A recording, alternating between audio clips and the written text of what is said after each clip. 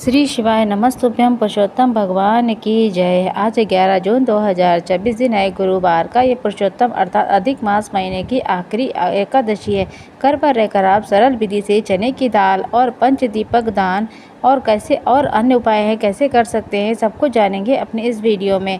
इस दिन आप सभी जानते सर्वाधिक सिद्धि योग बन रहा है, रेवती नक्षत्र है और पंचक का भी समय चल रहा है। इस समय किया गया सत्कर्म कभी भी किसी न किसी रूप में पितरों को तो सुख देता ही, आपके जीवन में नवग्रहों की दशा को भी सुधारता है। इस दिन का लाभ उठाएं और भाग्य की रेखाओं को प्रबल करें। तो आप सभी को कौन कौन से पुरुषोत्तम एकादशी के दिन उपाय और कार्य करने हैं, वीडियो को पूरा सुनेंगे तो आपको अति उत्तम जानकारी प्राप्त तो करेंगे। 11 जून को आप व्रत करेंगे, 12 जून को आप अपने व्रत का पारणा करेंगे। व्रत पारण का समय यानी कि व्रत खोलने का समय है 5:23 से 8:10 के मध्य रहने वाला। इस समय किया गया अपने व्रत का पारणा या द्वादशी के समय दान पुण्य किया जाए। तो प्रदोष व्रत कब है?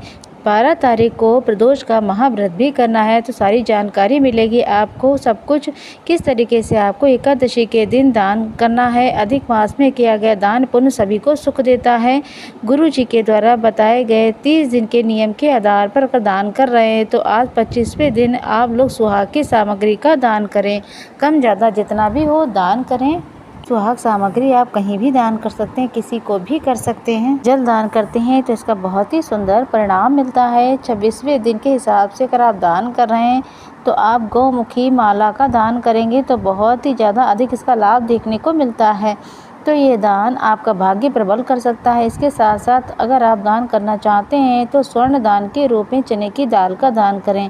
अर्थात चने की दाल जो होती है गुरुवार के दिन बहुत ही श्रेष्ठ मानी जाती है और शास्त्रों में चने की दाल को स्वर्ण के दान के बराबर कहा गया है।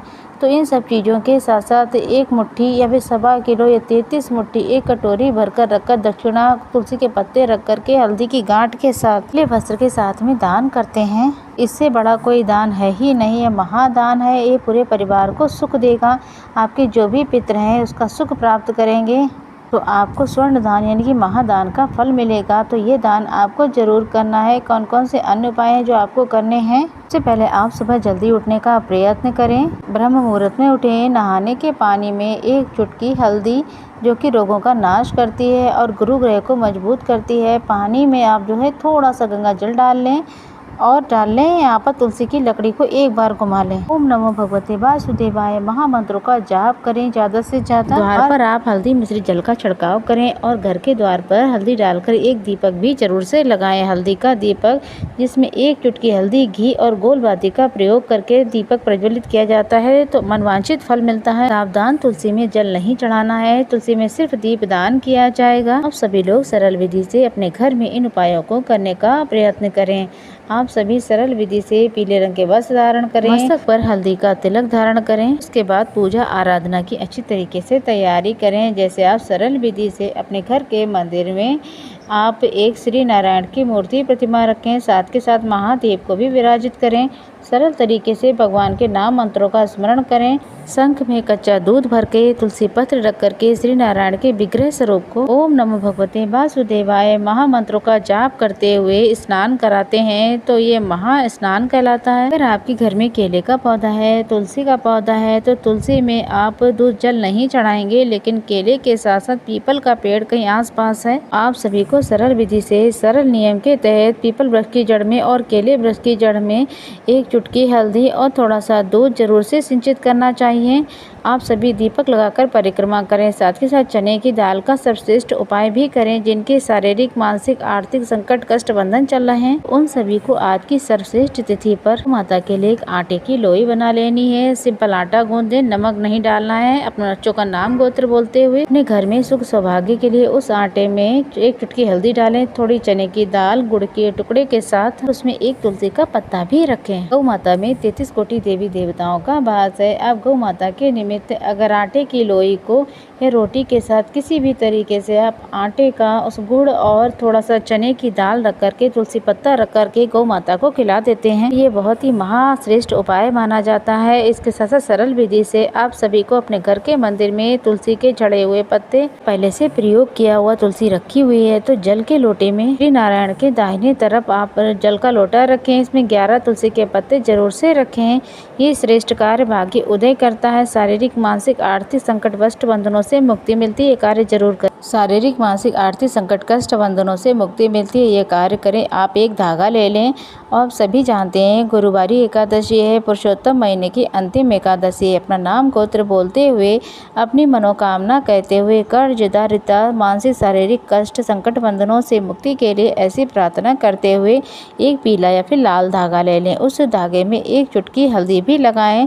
हरिहर महादेव की जय, बृहस्पतिश्वर महादेव की जय कहते हुए, अपना नाम गोत्र बोलते हुए, अपनी मनोकामना बोलते हुए उस धागे में 11 गांठ लगा लें। 11 गांठ लगाएं और एक चुटकी हल्दी उस धागे पर लगाएं। और इसे केले या फिर पीपल के पेड़ पर कच्चा दूध समर्पित करके, दीप दान करके, भोग प्रसाद समर्पित करने के बाद सभी को 11 गांठ लगा हुई धागा जो है उसमें लगी हुई हल्दी को अपनी मनोकामना कहते हुए केले या फिर पीपल के जड़ में अपनी कामना कहते हुए बांध देना है। बहुत ही प्राचीनतम समय से ये धागा बांधने की हमारे धर्म में, वैदिक धर्मों में, शास्त्रीय धर्मों में ये परंपरा कही गई है। लोक मान्यताएं भी हैं। आज की श्रेष्ठ तिथि पर मनोकामना का ये 11 गांठ का धागा जरूर से पीपल या फिर केले की वृक्ष की जड़ में गुरुवारी एकादशी दुर्लभ है बांधने का प्रयत्न करें। इसके साथ साथ चने की दाल जो कि अपने आप में सुख सौभाग्य के लिए सहायक है। गुरुजी कहते हैं अगर आपके घर में शिवलिंग है तो शिवलिंग पर आपको सरल तरीके से एक जल का लोटा लेना है।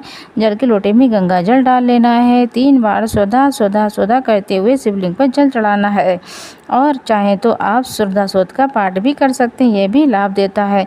घर के मंदिर में भी गंगाजल मिश्रित जल शिवलिंग पर चढ़ाया जाए 3 बार सुधा सुधा बोल करके, तो यह जो है सभी मानसिक आर्थिक कष्ट शारीरिक कष्ट बंधनों से मुक्ति देता है।